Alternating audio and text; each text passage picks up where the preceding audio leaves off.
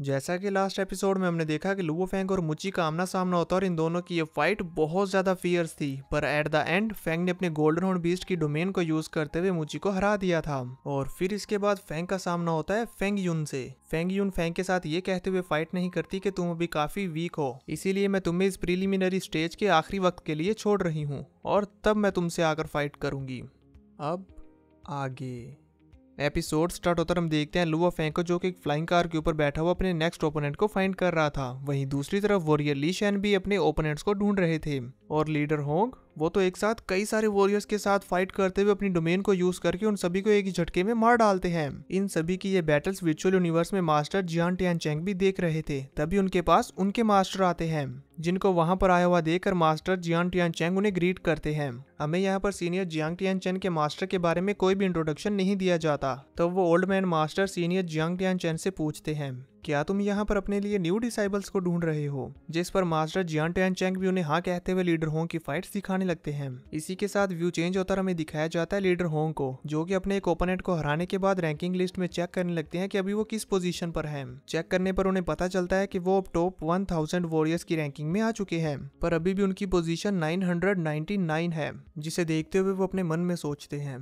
हालांकि मैं top 1001 warriors की पोजीशन में आ गया हूँ, लेकिन मेरी अभी की पोजीशन के हिसाब से मुझे किसी भी वक्त सरपास्ट कर दिया जाएगा। मुझे अपनी पोजीशन को सेव करने के लिए जल्दी से जल्दी और भी ज्यादा ओपोनेंट्स को हराना होगा, नहीं तो मैं पीछे रह जाऊंगा और टॉप 1000 वॉरियर्स की लिस्ट से बाहर हो जाऊंगा। ये कहते हुए लीडर होंग बड़ी तेजी के साथ एक पोर्टल की तरफ बढ़ने लगते हैं दूसरे रियाल में जाने के लिए, और साथ ही साथ अपने मन में सोचते हैं, बेसिक लेवल के आसपास और स्काई लेवल का सारा एरिया क्लियर कर दिया गया है, अब यहाँ पर कोई भी ओपोनेंट नहीं बचा। अब अपने लिए ओपोनेंट्स को ढूंढने के लिए मुझे यूनिवर्स लेवल में जाने की जरूरत है। इसीलिए वॉरियर ली शैन इस पोर्टल का यूज करते हुए यूनिवर्स लेवल में जा रहे होते हैं कि तभी अचानक से उस पोर्टल के अंदर से एक वॉरियर बाहर निकलता है और लीडर होंग के ऊपर हमला कर देता है, जिसे उन्होंने बड़ी तेजी के साथ और बड़ी मुश्किल से डॉज किया था। पर इससे पहले कि लीडर होंग इसे डॉज करने के बाद खुद को संभाल पाते, वो वॉरियर दोबारा से बिजली की तेजी के साथ लीडर होंग के ऊपर हमला कर देता है, जिसे लीडर होंग डॉज करने की कोशिश तो करते हैं, पर उस वॉरियर का टारगेट लीडर होंग की गर्दन थी, तो वो इसे चाह कर भी डॉज ना कर पाते। इसीलिए वो अपनी डोमेन का यूज करते हुए इस वॉरियर को यहीं पर फ्रीज कर देते हैं।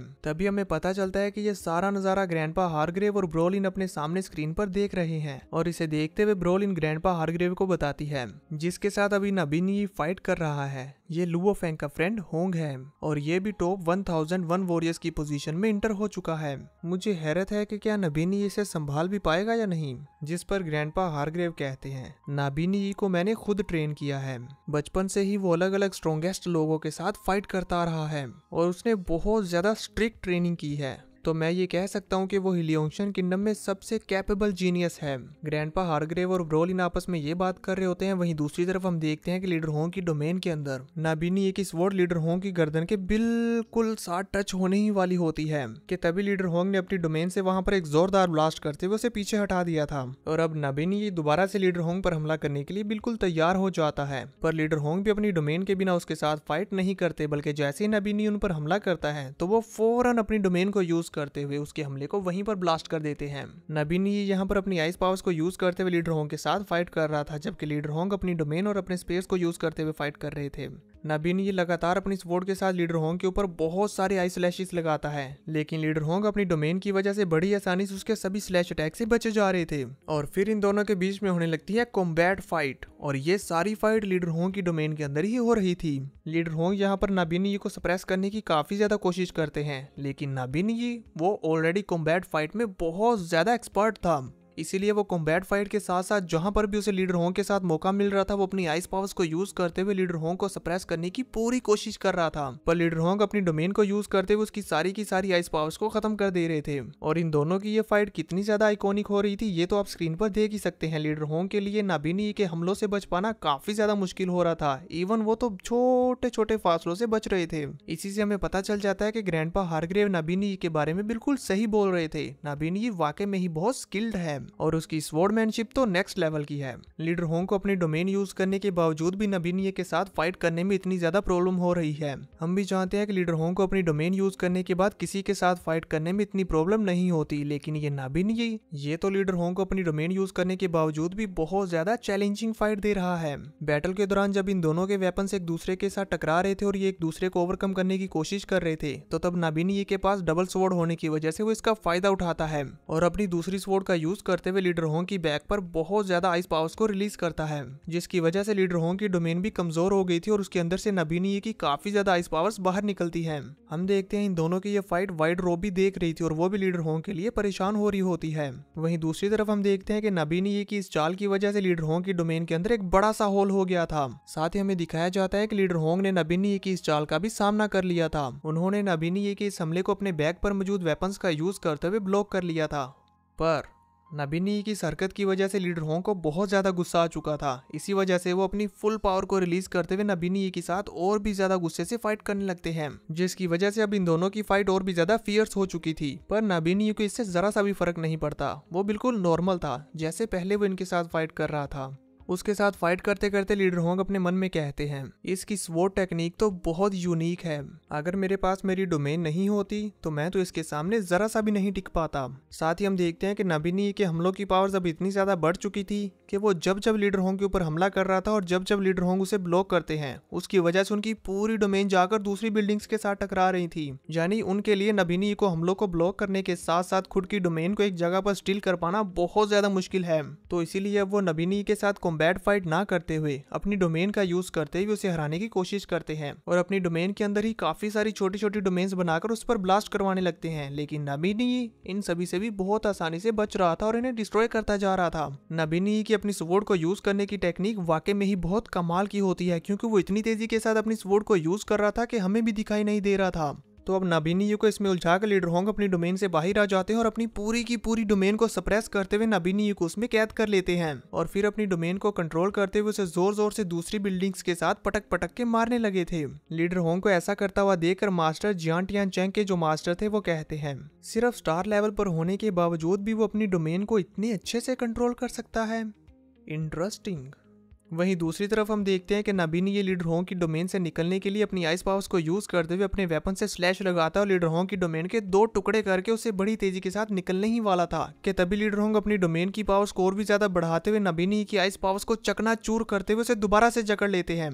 पर नबीनीय वो भी कहाँ कम था, वो दोबारा से यही अटैक करते हुए बड़ी तेजी से लीडर होंग की डोमेन से निकल गया था। तो लीडर होंग दोबारा से कई सारी डोमेन्स को बनाते हुए उसे पकड़ने की कोशिश करते हैं, पर ऐसा नहीं कर पाते क्योंकि नबीनीय की स्पीड बहुत ही ज्यादा फास्ट थी। वो तेजी के साथ लीडर होंग के पीछे आते हुए उन पर हमला करने की कोशिश करता है, पर लीडर होंग ने अपने वेपन का यूज करते हुए उसे पीछे झटक दिया था। लीडर होंग को इतने अच्छे से अपना सामना करता हुआ देखकर नबीनीय पीछे आने के बाद अपने फेस से अपना आर्मर हटाता है और यहाँ पर फर्स्ट टाइम हमें नबीनीय का रियल फेस देखने को मिलता है कि आखिर ये दिखता कैसा है। और वो यहाँ पर लीडर होंग को काफी सीरियस लुक दे रहा था, जबकि लीडर होंग भी बिल्कुल ऐसा ही करते हैं, वो भी काफी सीरियसली इसकी तरफ देख रहे होते हैं। तभी उनके सामने एक छोटी सी स्क्रीन पॉपअप होती है जिसमें उन्हें दिखाया जाता है कि धीरे धीरे करके उनकी पोजीशन ड्रॉप होती जा रही है। इसीलिए वो अपने मन में सोचते हैं, मुझे जल्दी ही इस बैटल को फिनिश करना होगा, नहीं तो मैं बाहर हो जाऊंगा। इसीलिए वो अपना सबसे खतरनाक अटैक करने के लिए रेडी हो जाते हैं और अपने अंदर से काफी ज्यादा पावर्स को रिलीज कर रहे होते हैं और साथ ही साथ अपनी डोमेन को भी एक्टिवेट कर लेते हैं। और दूसरी तरफ नबीनीय भी बिल्कुल ऐसा ही करता है। ये दोनों अपनी अपनी डोमेन्स को रिलीज करते हुए एक दूसरे पर हमला करने के लिए बिल्कुल तैयार हो चुके थे और इसी के साथ ये बिना एक सेकंड गवाए एक दूसरे पर हमला कर देते हैं। इन दोनों के अटैक्स और डोमेन्स के एक साथ टकराने की वजह से वहां पर बहुत ज्यादा एनर्जी फ्लक्चुएशंस होती हैं। इसी के साथ व्यू चेंज हो गया था और दूसरी तरफ हमें दिखाया जाता है वॉरियर ली शेन को, जो फ्लाई करते हुए जा रहे थे और साथ ही साथ देखते हैं कि अभी उनकी पोजीशन क्या है। तो उन्हें पता चलता है कि वो रैंकिंग लिस्ट में आने के लिए सिर्फ 1 नंबर पीछे हैं।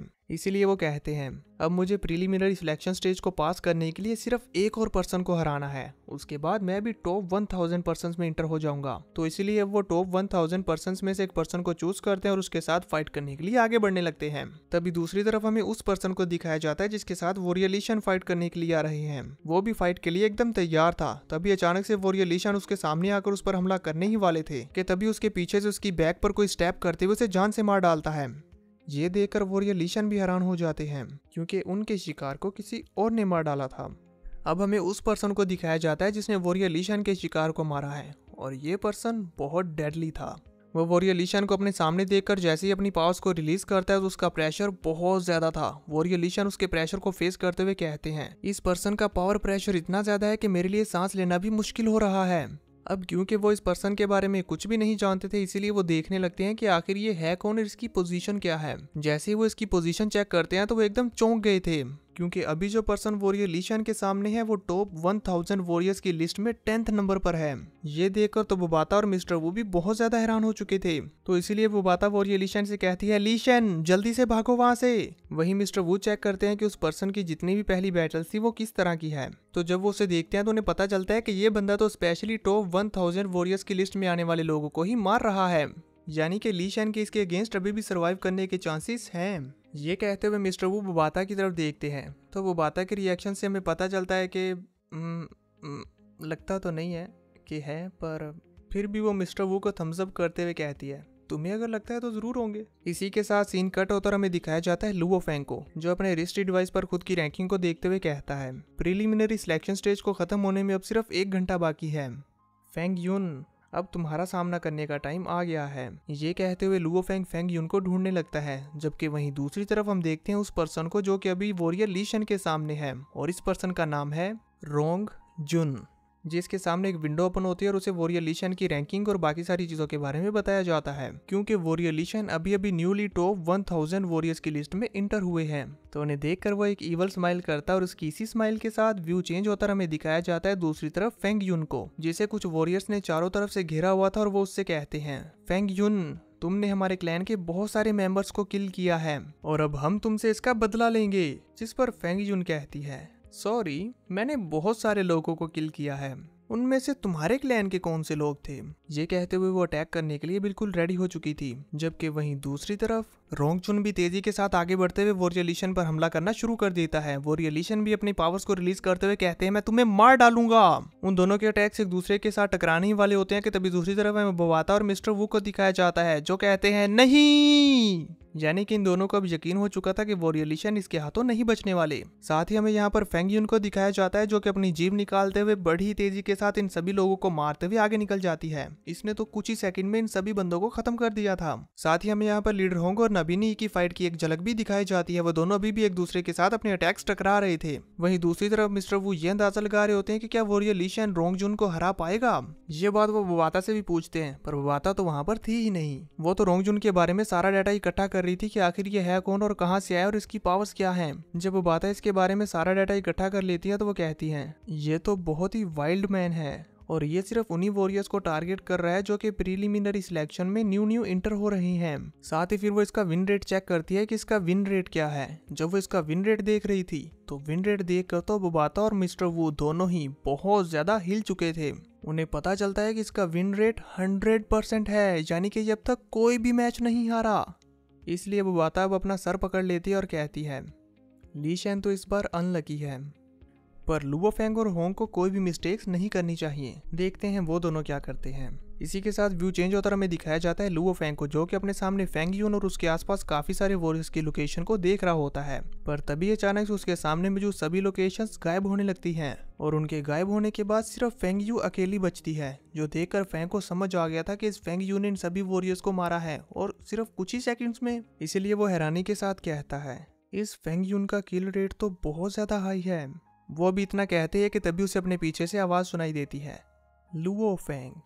जैसे ही फेंग पीछे मुड़कर देखता है तो उसके सामने फेंग यून आ चुकी थी, जो उससे कहती है, तुम्हें इतना इंतजार करवाने के लिए सॉरी। और अब ये दोनों फाइट करने के लिए एक दूसरे के आमने सामने थे। तो देखेंगे नेक्स्ट एपिसोड में कि क्या फेंग यून को हरा पाएगा। आप सब दोस्तों को क्या लगता है मुझे नीचे कमेंट करके जरूर बताना।